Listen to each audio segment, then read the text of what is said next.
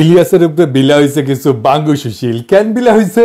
তারা বলে ইলিয়াস নাকি গুজব ছড়ায়, ইলিয়াস নাকি সত্যের সাথে মিথ্যা মিশায় পরিবেশন করে। এই বিষয়টা আমরা আজকে বুঝে দেখব সত্যি সত্যি ইলিয়াস সত্যের সাথে মিথ্যা মিশায় পরিবেশন করে কিনা। তার পাশাপাশি ওই যে যেটা কয় না বিলো দ্য বেল্ট, সেই খেলা শুরু করেছে।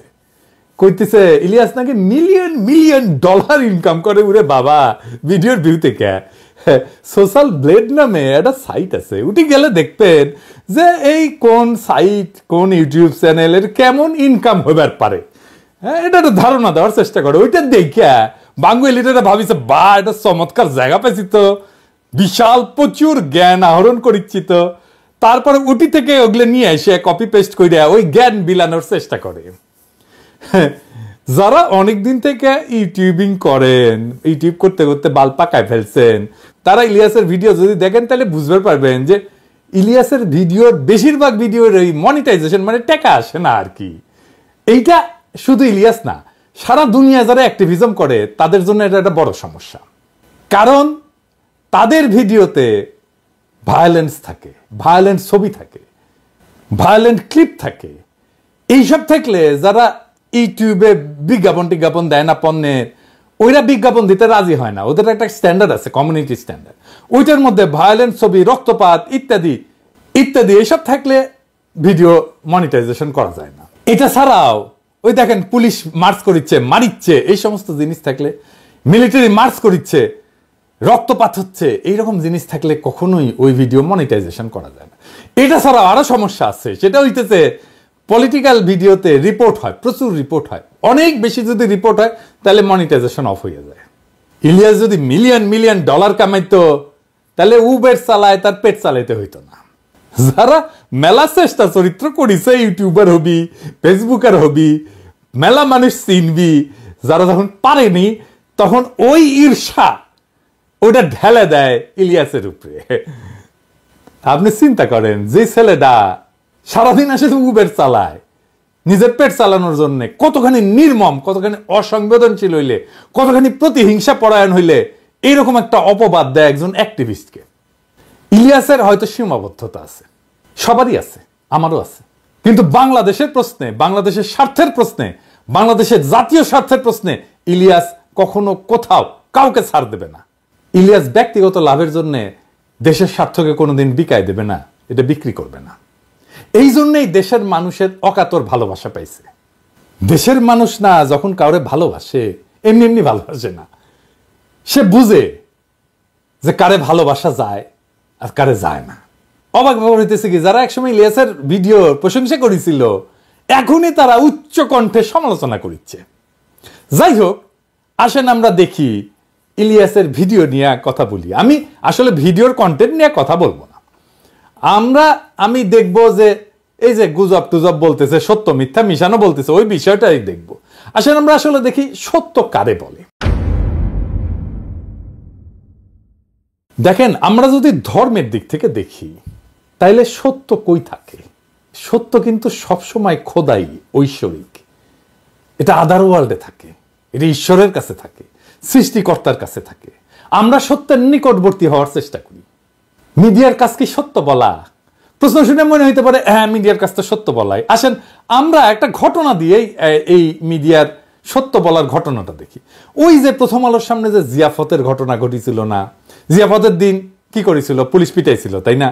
বিনা উস্কানিতে আলো নিভাই দিয়া সবাই রে পিটায় সরাই দিছিল লাঠিচার্জ কইরা।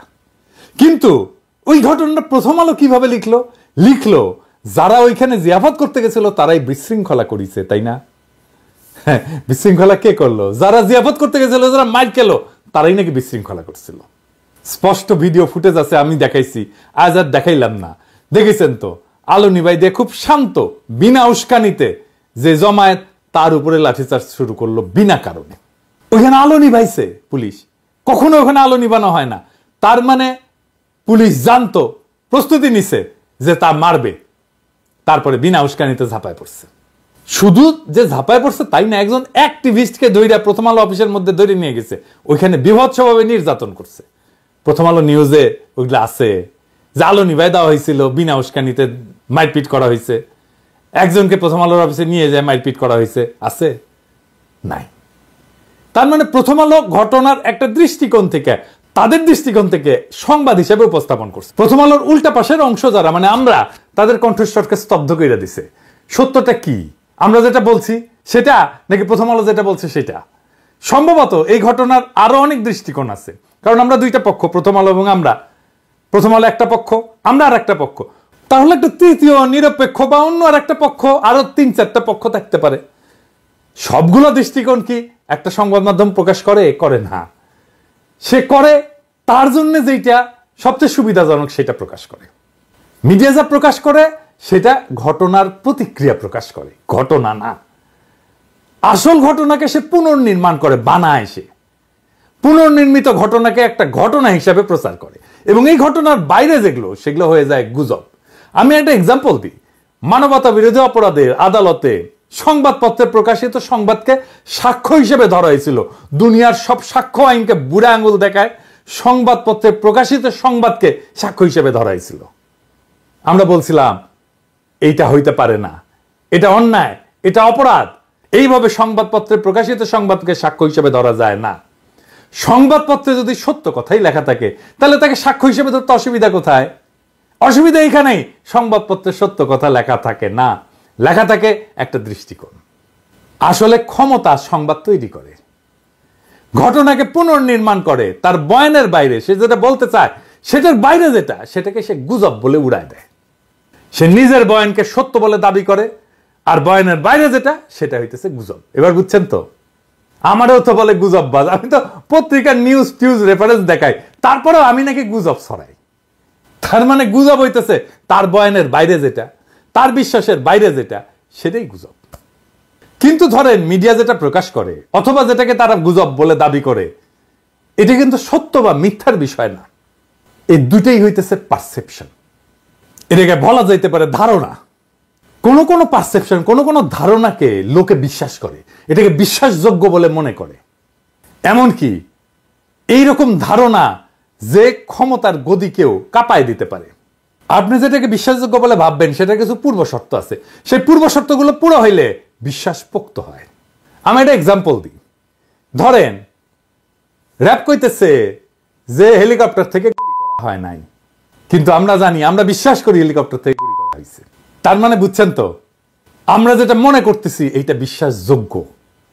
ধরেন গার্মেন্টসের কোনো শ্রমিকের উপরে বা বাসায় কাজের মেয়ে, কাজের ছেলের উপরে যে টর্চার হয়, এই ঘটনাগুলো খুবই বিশ্বাসযোগ্য ঘটনা। 1857 সালে সিপাহী বিপ্লব হয়েছিল, ওইখানে রটনা হয়েছিল যে ওই যে কার্তুজের মধ্যে শূকর আর গরুর চর্বি একসাথে মিশায় দেওয়া হয়েছে, এবং কার্তুজটা মুখ দিয়ে কাটতে হইতো। ওটা একটা বিশ্বাসযোগ্য বিষয় ছিল। এই যে পারসেপশন বা জনতার মধ্যে যে ধারণা, বিশ্বাসযোগ্য ধারণা তৈরি হয়, এইটাকে নিয়ন্ত্রণ করার জন্যই মিডিয়ার জন্ম। মিডিয়া মানেই জনতার পারসেপশন বা ধারণাকে নিয়ন্ত্রণ করা।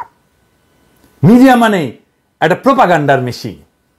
মিডিয়া কোন একটা পারসেপশন বা ধারণাকে সত্য বলে দাবি কইরা রটাইতে থাকে।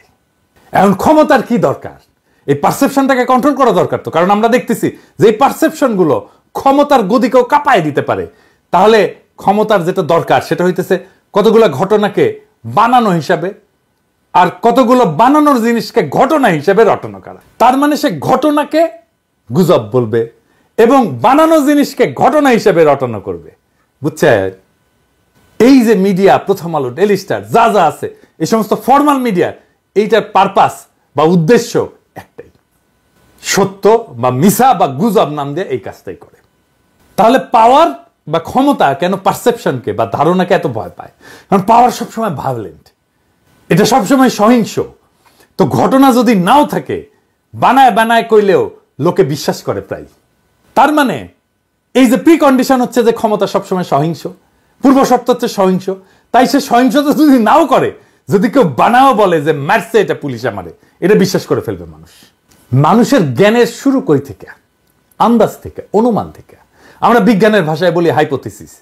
হাইপোথিসিসকে প্রমাণ করে বা অপ্রমাণ করে জ্ঞান অগ্রসর হয়। মানুষের হুশ, কালচার, তার এলেমের গোড়া হচ্ছে আন্দাজ বা অনুমান। যে আন্দাজ করে না সে বেহুশ। ক্ষমতা আপনার আন্দাজের ক্ষমতাকে নাম দেবে গুজব। কিন্তু আন্দাজ করাটা আপনার হক, আপনার অধিকার। ক্ষমতার দাবরা নিতে হয়তো জাহির করতে পারবেন না আপনার আন্দাজ, কিন্তু আপনার আন্দাজের হক নাই এইটা মনের ভিতরে কখনো মাইনা নেবেন না। গায়ের জোরে হয়তো লাগতে না পেরে পিছিয়ে আসবেন, কিন্তু বেহুশ হইয়েন না কখনো। মনে রাখবেন আন্দাজ করা আপনার হক। ইলিয়াস যা করে সেটা কি গুজব? ইলিয়াস তার যে ভিডিওগুলা করে, এই ভিডিও কোন ক্যাটাগরির ভিডিও বলেন তো, কোন টাইপের? এইটা যারা ইলিয়াসের সমালোচনা করে তারা কি কখনো দেখছে? ইলিয়াস করে এক্সপ্লোরেটরি ডকুমেন্টারি। এক্সপ্লোরেটরি ডকুমেন্টারিটা আসলে কি? আসেন এটা বুঝে দেখি। এক্সপ্লোরেটরি ডকুমেন্টারি শিরোনাম ব্যবহার করা হয় যখন কোনো ডকুমেন্টারি একটা বিষয় অনুসন্ধান করে এবং প্রমাণ সংগ্রহের পাশাপাশি সম্ভাব্য ধারণা বা অনুমান তুলে ধরে। ইলিয়াস এটা লিখে দেয় তার প্রত্যেকটা এপিসোডের সামনে। তার মানে ভিডিওতে সত্য এবং প্রমাণের পাশাপাশি সে অনুমানও তুলে ধরে। তাহলে সমালোচনা কেন? কেন বলা হয় ইলিয়াস গুজব ছড়ায়, সত্যের সাথে মিথ্যা মেশায়?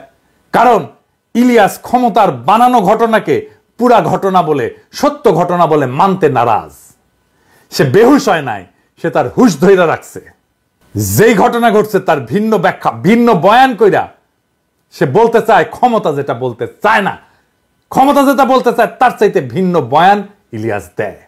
বিলিভেবল বয়ান, বিশ্বাসযোগ্য বয়ান ইলিয়াস দেয়।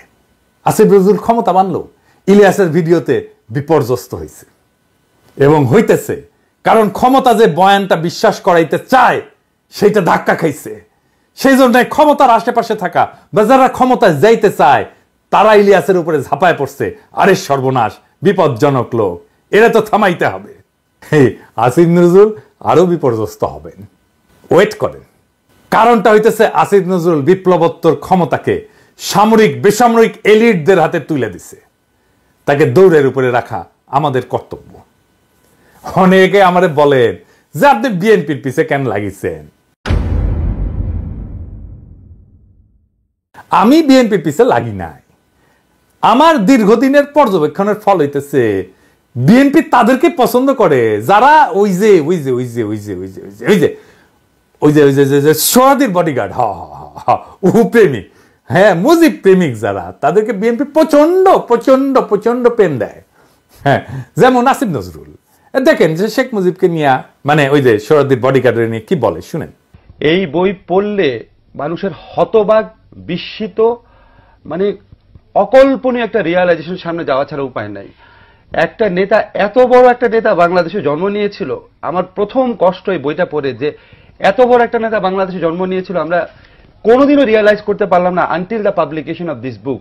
আমি রাজনীতির বই কম পড়ি নাই, বঙ্গবন্ধু নিয়ে যারা লিখেছেন তাদের যে কোনো বইয়ের চেয়ে বঙ্গবন্ধুর নিজের আত্মজীবনী অনেক অনেক বেশি অসাধারণ ইন টার্মস অফ এভরিথিং।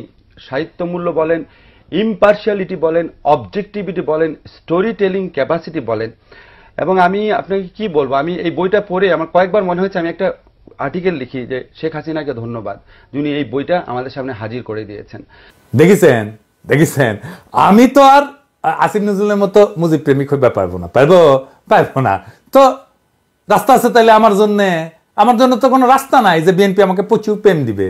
তা খুঁজতে দেখলাম তো যারা বিএনপি বাম্বু দেয় তাদেরকে বিএনপি প্রচুর প্রেম দেয়। যেমন ধরেন মতিউর রহমান, দেখেন সে কি বলে এই গ্রেনেড হামলা নিয়ে। ঘটনার 15 বছর পর এটার বিচার হয়েছে, 19 জন মৃত্যুদণ্ড দেওয়া হয়েছে, 19 জনকে যাবজ্জীবন কারাদণ্ড দেওয়া হয়েছে, আরো অনেককে বিভিন্ন মেয়াদে শাস্তি দেওয়া হয়েছে। এটার বিচার হওয়া দরকার ছিল, উচিত ছিল, সেটা হয়েছে। সেটাতে আমরা সন্তোষ প্রকাশ করি। বিএনপি সরকার বেগম খালেদার নেতৃত্বে তার এই ঘটনার কোনো তদন্ত করতে দেয়নি, বিচার তো দূরের কথা, বরং তারা এই ঘটনাকে উল্টো মুখে প্রচার চালিয়ে এই সব দায় আওয়ামী লীগের উপরে দেওয়ার চেষ্টা করেছিল। শুধু আওয়ামী লীগ না, একই সঙ্গে আমাদের প্রতিবেশী ভারতকে জড়ানোর চেষ্টা করা হয়েছিল। তারা এত সব মিথ্যে তথ্য দিয়ে মানুষকে বিভ্রান্ত করার চেষ্টা হয়েছিল, যেটা একটা অদ্ভুত গল্প কাহিনীকে ছাড়িয়ে যায়। দেখেছেন সেই বলে গ্রেনেড হামলায় তারেক রহমানের শাস্তি হয়, সে সন্তোষ প্রকাশ করেছে। গ্রেনেড হামলায় তো সবাই খালাস পেয়ে গেছে, তাই না? তাইলেও কেন সন্তুষ্ট হয়েছিল যে তারেক রহমান একটা সাইজ হয়েছে। এইরকম একটা লোক, এরকম একটা জাউরাক, তাও বিএনপি পছন্দ করে, তাকে বাঁচানোর জন্য করে ঝাঁপে পড়লো সব বিএনপির লোকেরা। আবার দেখেন আসিফ নজরুল কি কয় এই গ্রেনেড হামলা নিয়ে, এই যে দেখেন এটা নাকি বিএনপির দায়, তার মুখেই শুনেন। যদি আপনি আপনাকে প্রশ্ন করেন যে এটার সাথে কি সরকারের কোনো শীর্ষস্থানীয় মহল জড়িত ছিল কিনা, অবশ্যই ছিল। এটা হতে পারে না এত বড় একটা আক্রমণের ঘটনা ঘটেছে সরকারের কোনো মহলই জানে না।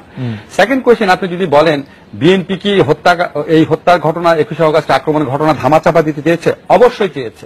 তারা জঘন্য রকম ভাবে ধামাচাপা দিতে চেয়েছে, হাস্যকর ভাবে ধামাচাপা দিতে চেয়েছে, এবং অবশ্যই সরকারের কোনো না কোনো সেক্টর জড়িত ছিল। তো আসিফ নজরুল তো এখন আইনমন্ত্রী, তাইলে এই সময় যে মামলার দায় থেকে বিএনপি সবাই খালাস হইলো, আসিফ নজরুল তখন ঠিক বলে থাকে, তাহলে কি এটা ভুল? তাহলে এখন যদি এটা ঠিক হয়, তাহলে আসিফ নজরুল কারে খুশি করার জন্য ওই কথাটা বলছিল? কেসটা কি?